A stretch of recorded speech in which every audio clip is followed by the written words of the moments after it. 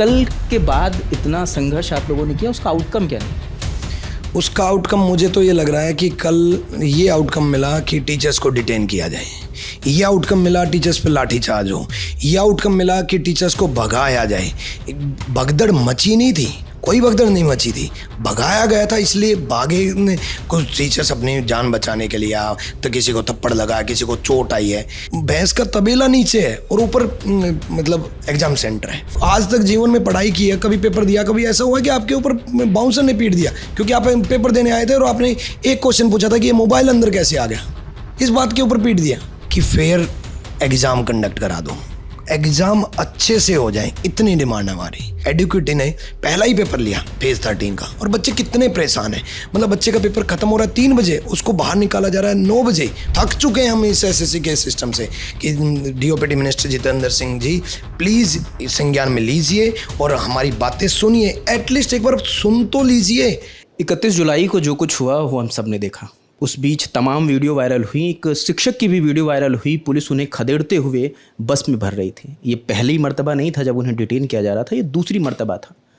उन्हें डिटेन किया गया, उन्हें फिर वापस छोड़ा गया, फिर वो आए, छात्रों की लड़ाई उन्होंने लड़ना की कोशिश करी, लेकिन फिर पुलिस आई, फिर उन्हें पकड़ के फिर ले गई। तो हमारे साथ विक्रमजीत जी हैं। पहले तो ललन टॉप में स्वागत है आपका।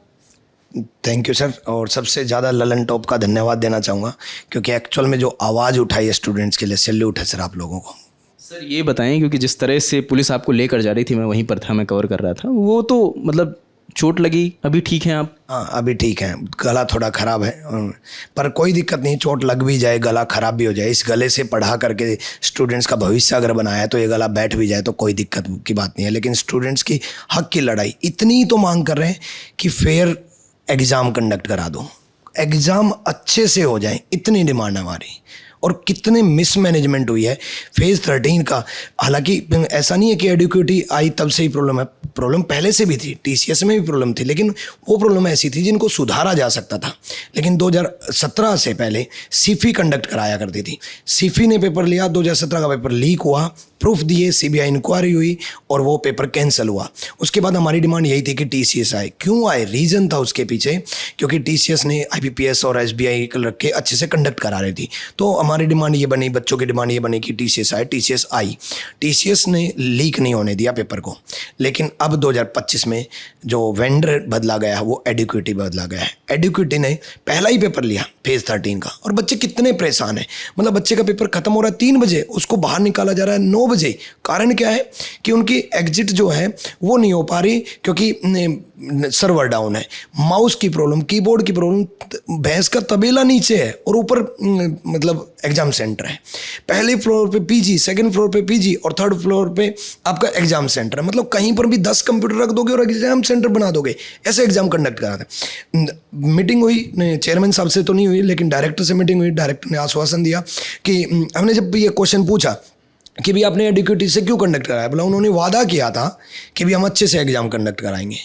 मतलब जिन एग्जाम सेंटर में प्रॉब्लम है सीजीएल के पेपर में वो नहीं आएगी। एग्जाम सेंटर इतना जल्दी इंफ्रास्ट्रक्चर बदलना पॉसिबल नहीं है। इंफ्रास्ट्रक्चर अगर डेवलप कर भी लिया, पहली चीज़ तो पॉसिबल नहीं, 13 अगस्त से पेपर स्टार्ट है, कर भी लिया तो सर्वर के प्रॉब्लम, माउस की प्रॉब्लम, कीबोर्ड की प्रॉब्लम, उसकी प्रॉब्लम कहाँ से आएगी। बच्चे, अगर आपका पेपर है ना तो आपके साथ मैं अंदर तक जा रहा हूँ, मतलब मेरा पेपर नहीं है, आपका पेपर है, मैं अंदर तक जा रहा हूँ। मोबाइल अंदर तक कैसे जा रहा है, तो इसका मतलब मोबाइल अंदर तक जा सकता है तो पेपर लीक भी हो सकता है ना। इसका मतलब ये है, हमारे सबसे बड़ा डर है कि जो 15-16 हज़ार वैकेंसी आई ना, फेयर सिलेक्शन होना चाहिए।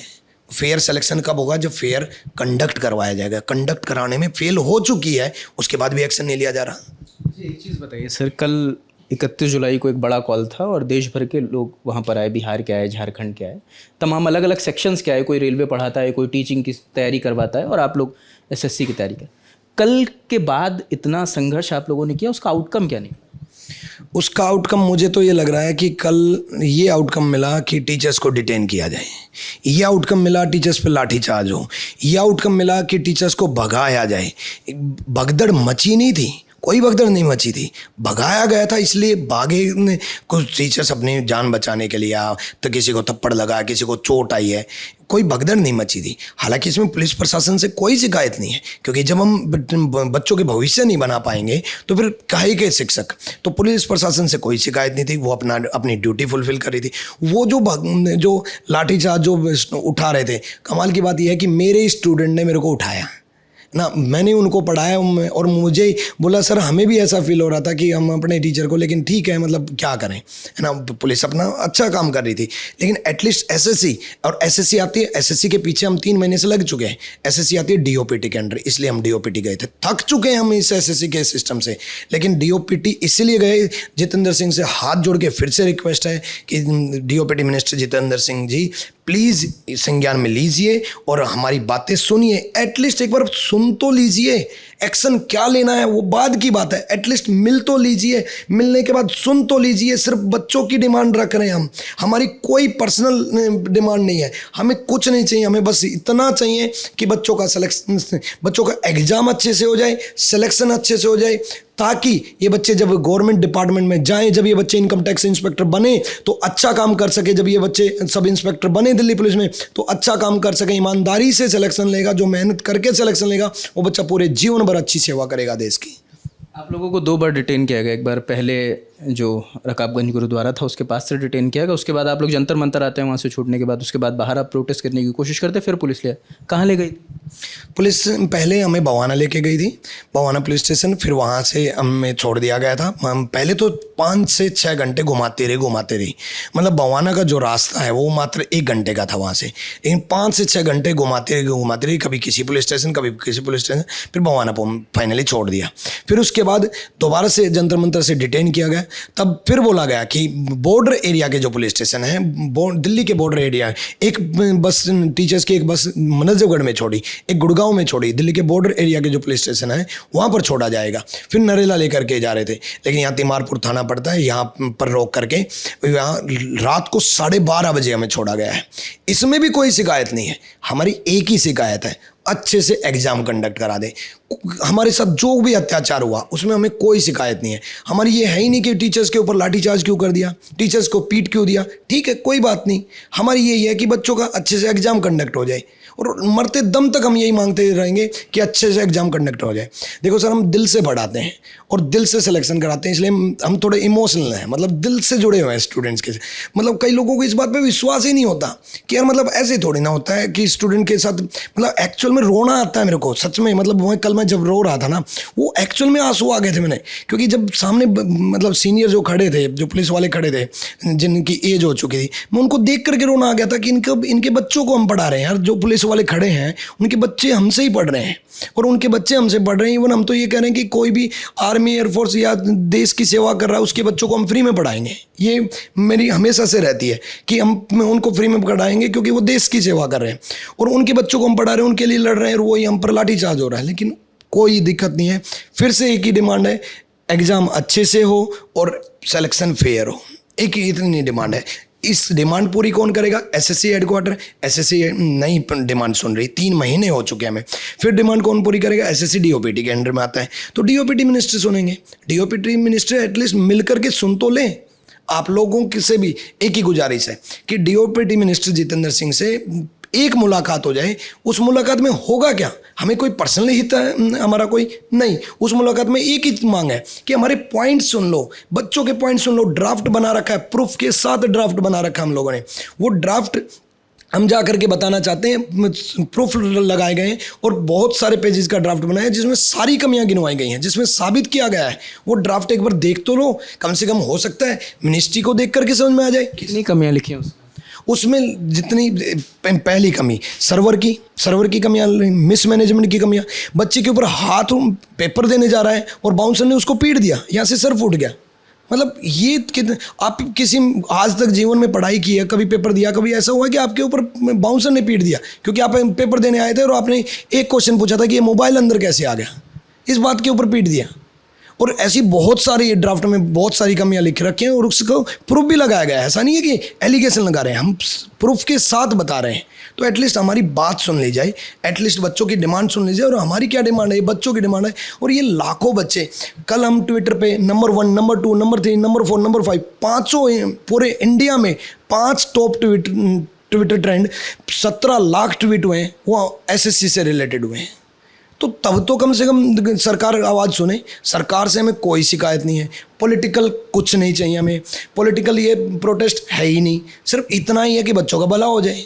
जैसे आप भी तो बच्चों का भला ही तो कर रहे हो, ये आवाज़ उठा करके आपने कितना काम, मैंने क्यों सैल्यूट बोला, आपने सच में दिल से काम किया है। ऐसे हम सच में दिल से पढ़ाते हैं मेरा गला थोड़ा ख़राब है लेकिन दिल से पढ़ाते हैं तो दिल से जुड़े भी हैं।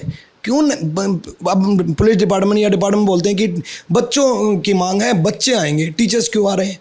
भाई टीचर गार्जियन होता है, माँ बाप होता है। मैं तो मेरे स्टूडेंट को मेरे बच्चे समान मानता हूँ, मैं मेरे बच्चे के साथ जाऊँगा, क्यों नहीं जाऊँगा? मैं मेरे बच्चे के साथ अगर गलत होगा तो मैं जाऊँगा। अगर किसी बच्चे के साथ गलत हुआ तो मैं ये मानता हूँ मेरा बच्चा है, मेरे बच्चे के साथ गलत हुआ और मैं अपने बच्चे के साथ बर्दाश्त कैसे करूँ? एक चीज़ ये बताइए कि जब कल का प्रोटेस्ट खत्म हुआ तो एक आश्वासन दिया गया था प्रशासन की ओर से कि डीओपीटी मंत्री से हम 2 दिन का वक्त मांगा, उन्होंने उस मिलवाएंगे। उसी के बाद बच्चे जंतर मंतर से अपने अपने रास्ते वापस किए। अभी क्या अपडेट है? 1 दिन बीत गया, कल का दिन?